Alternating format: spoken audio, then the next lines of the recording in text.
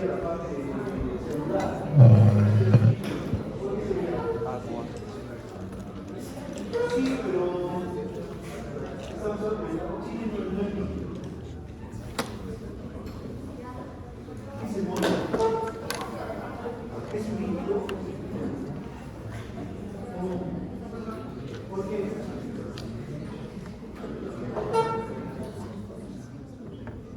Carlos, ¿es un líquido la sangre? ¿Por qué? ¿De qué está compuesto? No, pero es un globo, aparte de agua. Podemos decir que la sangre es un líquido porque tiene agua. ¿Cómo podemos definir la sangre? La sangre es un fluido donde tiene células sanguíneas, los cuales se encuentran en suspensión en un líquido que es el plasma. ¿Ya?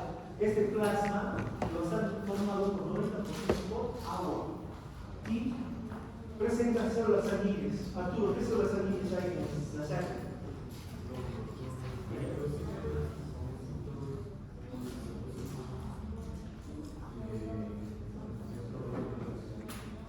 Como Arturo, como vemos aquí, tenemos glóbulos rojos que forman el 90% de los elementos fórmicos.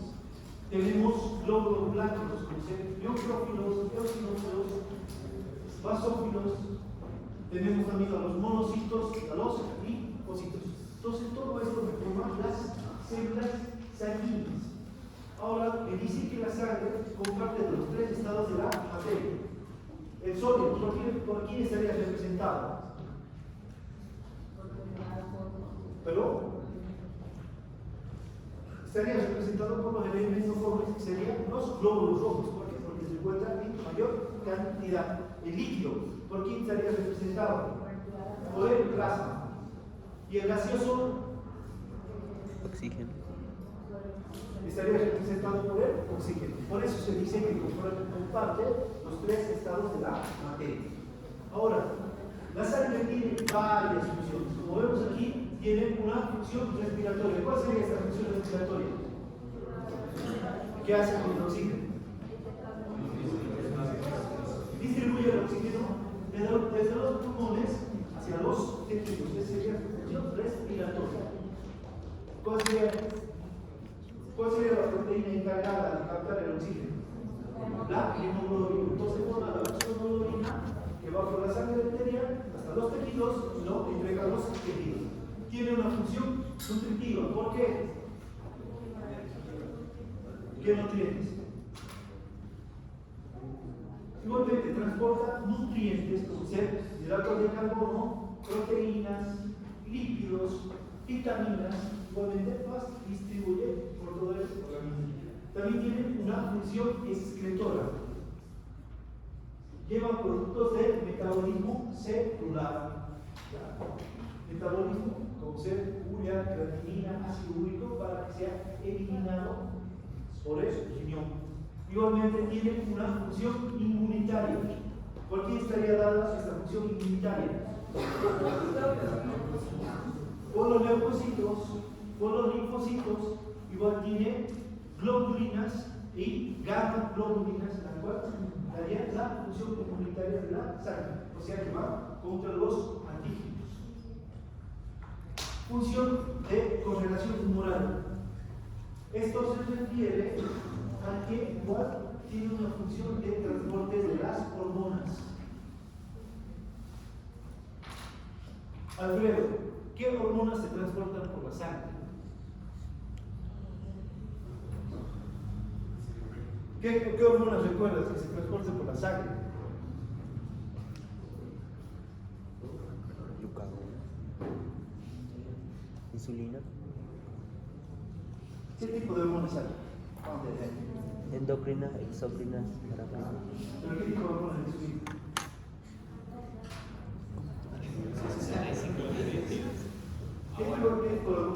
¿Qué hormonas hay? Serían endocrina, paracrina.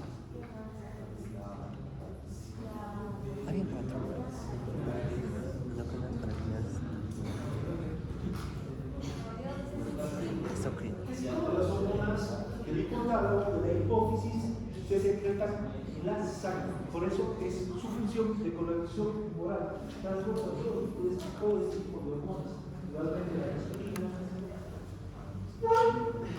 Las hormonas de las glándulas suprarrenales son transportadas, las hormonas femeninas, masculinas, todas se transportan, todas tienen la función de correlación moral. Igualmente regula la temperatura corporal. ¿Por qué? Porque la sangre se distribuye de manera uniforme en todo el cuerpo. ¿Ya? Y este plasma, el líquido que tiene la sangre, da calor. Es por eso que regula la temperatura corporal. Igualmente participa en el equilibrio iónico. Jesús, ¿qué entiende por el equilibrio iónico?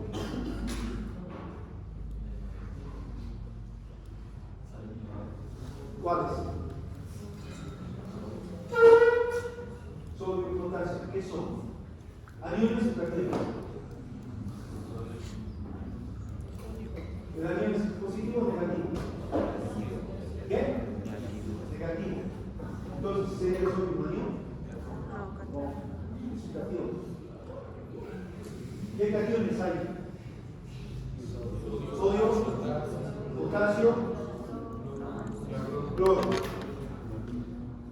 ¿Y aniones?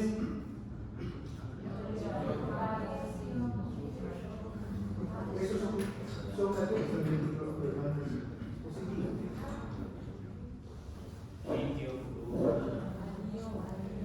Aniones, ¿qué aniones tenemos? No, son cationes.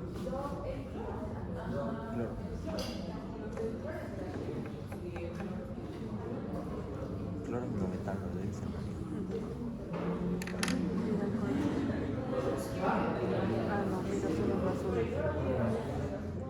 No, cloro menos 2. Es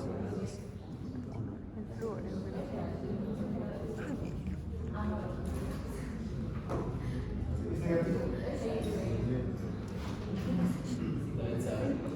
Porque sí, es negativo porque está junto al ion bicarbonato. Los dos son negativos, son aniones.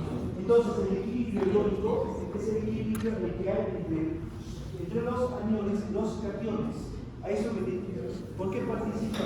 Porque la sangre se maneja en pH, que es el equilibrio iónico que hay en la sangre. Por ejemplo, en la sangre arterial tenemos un pH de 7.4. En la sangre venosa hay un pH de 7.2. Entonces, la sangre participa en el equilibrio iónico. Por eso, ¿qué se mide? Se mide en el pH. Propiedades físicas de la sangre.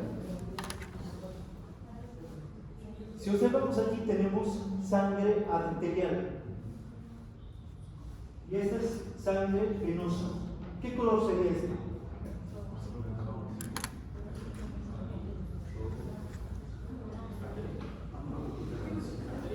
Por eso, ¿pero qué color es? Caro. Agarran, llegan los químicos, sacan sangre y ellos les describen el color de la sangre.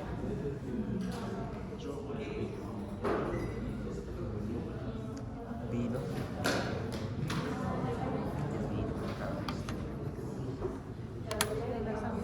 Sí, saben qué color es. No, no dije nada. ¿Perdón? Sí. ¿Qué? Naranja tierra. Hay que cambiar las clases.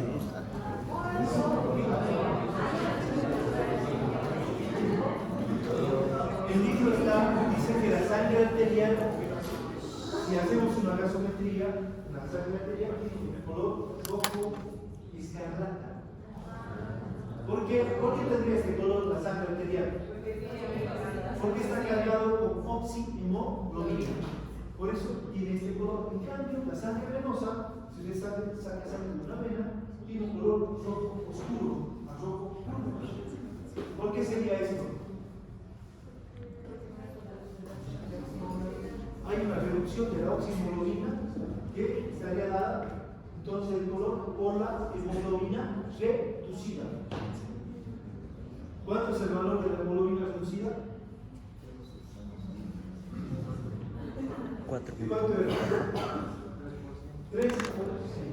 Entonces, este color está dado por la hemoglobina G. Como sabemos, tenemos glóbulos rojos, los cuales la hemoglobina ha captado el oxígeno, llega a los tejidos y entrega el oxígeno a los tejidos. Este proceso se llama oxigenación. Eso lo hacen los capilares y queda la hemoglobina reducida, la cual es la que le da el color a la sangre venosa. Ahora este color, ¿qué color sería? También podemos ver este color de la sangre. Es un rojo carmín que se presenta cuando la sangre presenta una intoxicación por monóxido de carbono.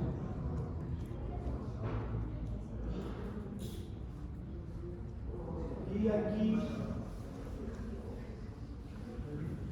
un rojo púrpura, más o menos, que dice que es cuando se presenta la sangre que está con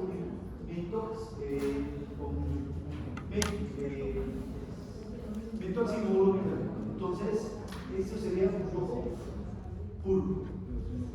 Ahora, la sangre, ¿qué propiedades físicas tiene? Tiene una propiedad de opacidad. ¿Qué quiere decir esto? Que no deja pasar la luz. O sea, la sangre es un cuerpo opaco. Igualmente tiene una propiedad de viscosidad. Esta propiedad de viscosidad quiere decir que los elementos formes se encuentran en movimiento junto a las proteínas, los cuales le dan esta viscosidad a la sangre. ¿Cuál es la función de la viscosidad? Es mantener la presión arterial. Igualmente vamos a decir que la densidad de los glóbulos rojos es de 1,093 en comparación del agua. Y la densidad del plasma es de 1,024 en comparación de la densidad del agua, que es de 1,003 a 1,005. Entonces, todo esto hablando de las propiedades físicas de la sangre. Composición química. Como sabemos, tenemos un 55% que es plasma, el otro 45% son las células, los elementos formes. Entonces, aquí en el plasma tenemos un componente inorgánico y un componente orgánico. El componente inorgánico está dado por el agua. El agua que representa el 90%. ¿Qué más tenemos dentro del componente inorgánico? Tenemos los cationes, como dijimos, sodio, potasio, calcio y el magnesio. Y los aniones, que son el cloro y el ion bicarbonato. Entonces, esa sería la parte inorgánica. La parte orgánica está dada por las proteínas del plasma, que por electrofiguración se las ordena primeramente a la albúmina, luego a la globulina, a las globulinas, las cuales se dividen en beta 1, beta 2, alfa 1, alfa 2. Luego tenemos al fibrinógeno y por último a las gamas globulinas. Entonces, estas son la parte orgánica del plasma. Entonces, inorgánica, el agua y los electrolitos; orgánica, las proteínas del plasma.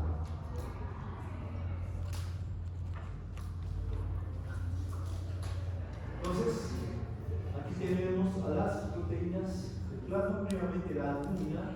Como vemos aquí, que tiene un peso molecular de 69.000. Se encuentran en la sangre en una concentración de 3.5 a 4.5 gramos de cilindro. Por debajo de este 3.5 Digamos, si tenemos una albúmina de 3, vamos a decir que estamos con una hipoalbuminemia. Igualmente, pusimos aquí, por ejemplo, cuando hablamos de proteinorama, que esto se refiere a la concentración de proteínas totales. Dentro de estas se encuentran las proteínas parciales. Entonces, en mayor concentración tiene que estar la albúmina. Ahora, ¿cuál es la función de la albúmina? Primero, ¿dónde se forma la albúmina? ¿Dónde se forma? En el hígado. La albúmina se forma en el hígado a partir de aminoácidos. ¿Ya? Entonces, esta albúmina, ¿qué función tiene? Tiene una función, por ejemplo, nutritiva. Esta función nutritiva quiere decir que a partir de esta albúmina se forman otras proteínas para los tejidos. Tiene una función de transporte. Para el año, cuando vean farmacología, la albúmina es la encargada de transportar fármacos, por ejemplo, antibióticos como la ampicilina. ¿Qué más? Transporte de hormonas, igual tiene esta función la albúmina.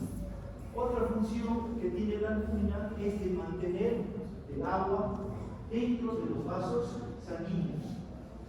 Ya a nivel de los capilares, lleva agua del espacio intersticial al interior del capilar. ¿Cómo se llama esto? Gracias a quién es esto. ¿Cómo se llama esta presión?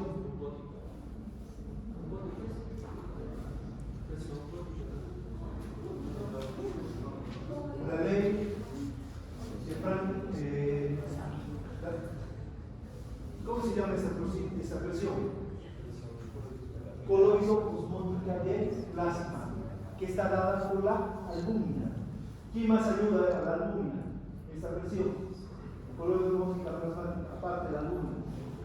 ¿Por quién más estaría dada? Por el sodio. Entonces, tanto la albúmina como el sodio son encargadas de mantener el líquido dentro de los vasos sanguíneos y arrastrar líquido del espacio intersticial hacia dentro de los capilares. Ahora, si hay una enfermedad hepática, como ser cirrosis, ¿la albúmina estaría aumentada o disminuida? Disminuida. ¿Y qué pasaría con esta presión coloidosmótica plasmática? Disminuida. ¿Estaría más alta? Baja, porque no hay albúmina. ¿Y qué pasaría? Edema. ¿Cómo se traduciría todo esto? Edemas. ¿Qué es el edema? Hinchazón. ¿Dónde? Sofía.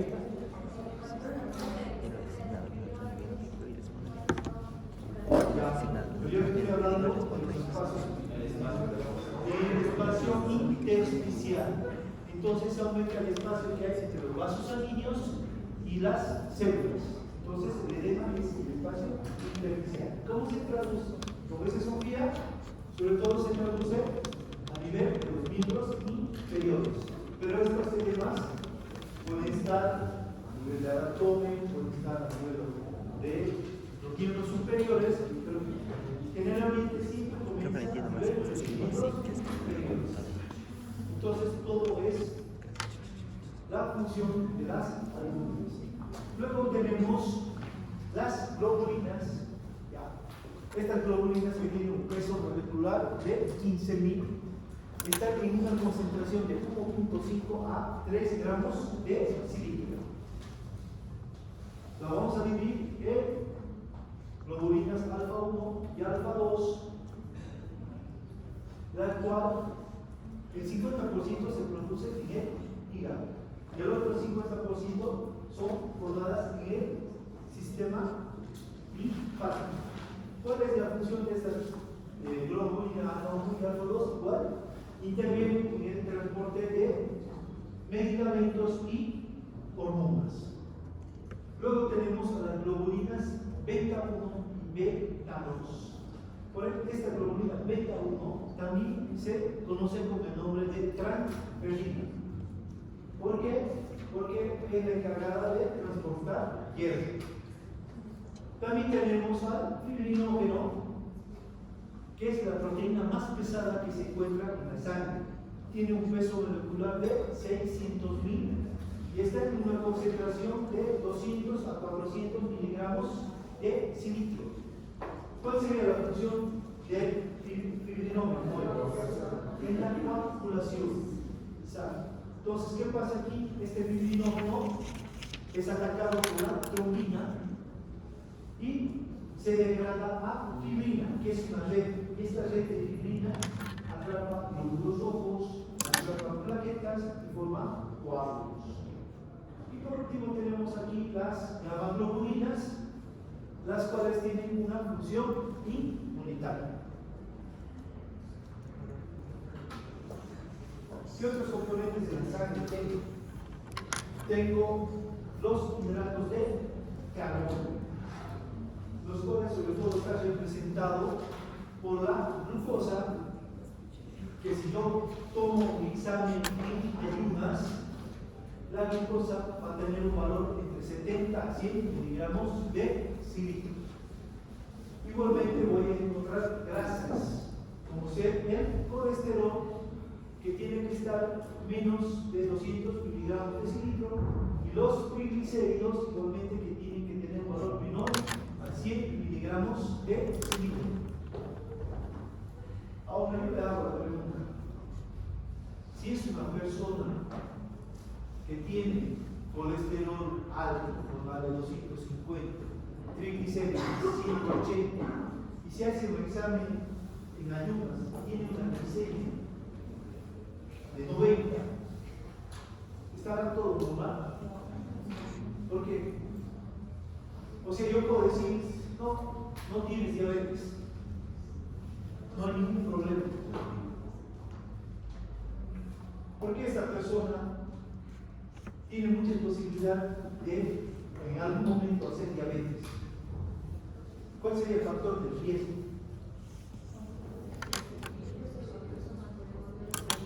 ¿Perdón?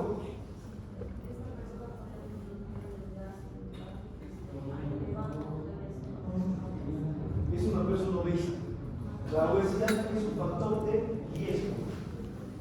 Y al tener el colesterol y los triglicéridos altos, igualmente la insulina, porque ¿qué pasa con los ácidos grasos? ¿En qué se desdoblan? Se desdoblan en glucosa. Entonces, hay momentos que existe gran cantidad de glucosa en la sangre y el páncreas, las células beta están trabajando intensamente para meter esta glucosa a las células. Por lo tanto, llega un momento que las células beta del páncreas se van a agotar. Por lo tanto, se va a producir una diabetes tipo 2. Obtener triglicéridos y colesterol alto. Igualmente, dentro de los componentes de la sangre vamos a encontrar enzimas. Por ejemplo, tenemos la transaminasa glutámica oxalacética, la cual la podemos encontrar elevada cuando hay un infarto de miocardio. Transaminasa glutámica oxalacética. Igualmente tenemos a la transaminasa glutámica pirúvica, la cual puede estar elevada cuando hay una hepatopatía. Tenemos igualmente la fosfatasa ácida, igual que va a estar elevada cuando existe alguna hepatopatía.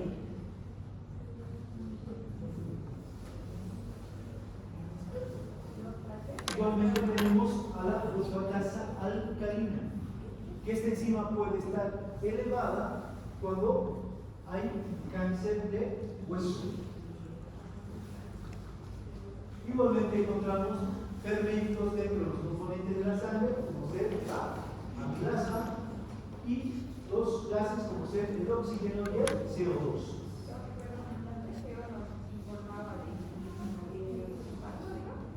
Sí, es susceptible a infarto.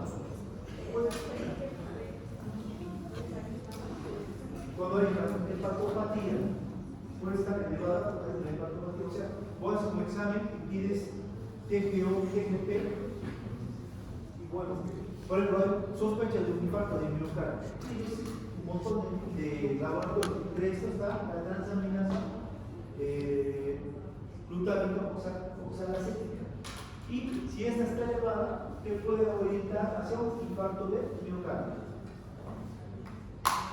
Igual tenemos productos de metabolismo oxidativo, como ser la urea, que tiene un valor normal entre 20 y 40 mg/l, la creatinina, que tiene un valor de 0,6 a 1,5 mg/dl, igualmente el ácido úrico, que tiene un valor de 3 a 7 mg/dl.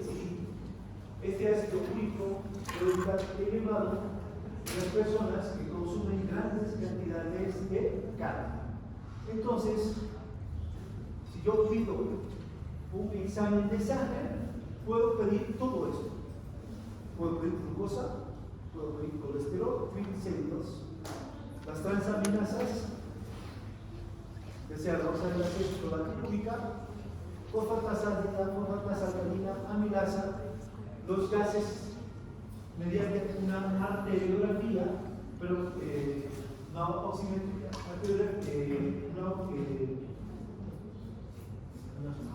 es una gases arteriales en sangre, se piden estos, el CO2, el oxígeno y el CO2, igualmente puedo detectar la urea, creatinina y ácido úrico. Entonces, dicho todo esto, vamos a ver ahora los glóbulos rojos. Entonces,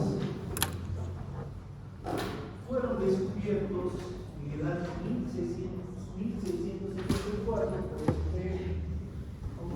por este investigador que era Lipo, el cual es el que introdujo la microscopía y fue el primero